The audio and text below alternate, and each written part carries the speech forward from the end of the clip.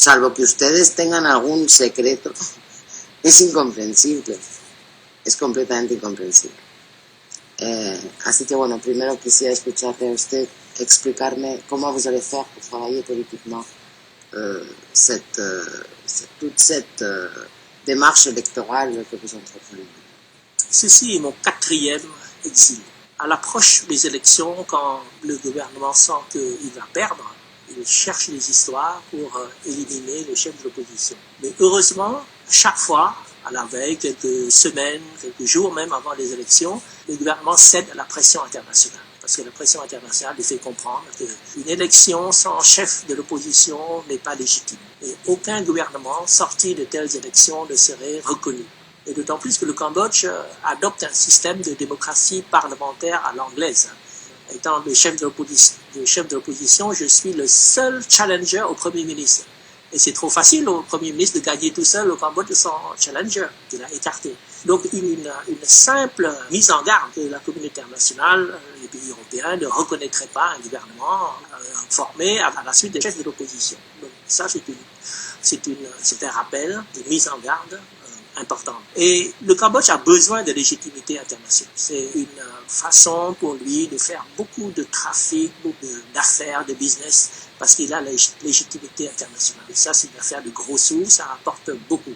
Sans légitimité internationale, il ne peut pas faire du blanchiment d'argent, il y a des banques, il y a des casinos, il y a des transactions foncières, il y a l'expropriation des terres pour faire toutes sortes de spéculations foncières pour laver l'argent. Et si l'argent est lavé dans un pays légitime, un gouvernement légitime, ça peut se faire. Mais la menace de délégitimer un gouvernement, c'est une menace de lui faire perdre beaucoup d'argent.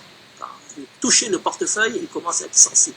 Donc le politique et le financier est lié à travers la légitimité des élections. Encore faut-il que le message soit bien formulé et bien transmis au gouvernement cambodgien. Merci. Which, to my understanding from present situation, can't be continued as business as usual. If we continue like this, and the Prime Minister of Cambodia was very happy, and he said during some rallies that the European Union is not about to discontinue the financial assistance. And he was very proud somehow that, look, I mean, they are happy with our performance, and they simply approve. So we can't be a part of a team of approval. And I call on the External Service to look seriously and in depth to other projects which should be conditioned on clear criteria to change a policy line. If we want to be supporters of Prime Minister Party, so we are already bound for this. But I think this is wrong, political tendency. We have to review it and to make more conditional and to stop financing some technical projects in order to show our strong and right position. Vous avez raison. Pour parler franchement, le parti au pouvoir au Cambodge et le Premier ministre lui-même ne prend pas l'Union européenne au sérieux. Il dit que jamais l'Union européenne ne touchera à cette aide. Et il connaît les inerties bureaucratiques des institutions européennes. On parle beaucoup, mais on ne fait pas grand-chose. Donc il est temps que la Commission fasse quelque chose pour montrer à M. Hun Sen, notre Premier ministre, que vous êtes sérieux, que vous êtes capable de prendre des mesures et qu'il faut qu'il s'arrête de se moquer de la Commission européenne. Et le marché est très important.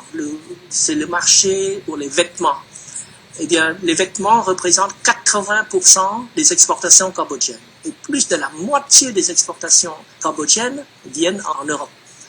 Donc, les grosses industries, les gros patrons, ils gagnent beaucoup d'argent. Et ils donnent comme corruption au Premier ministre. Donc, si vous touchez à ce marché, c'est pas les ouvriers, le petit peuple qui est touché. C'est les gros bénéfices du patronat dont une grande partie est versée dans les caisses du parti au pouvoir.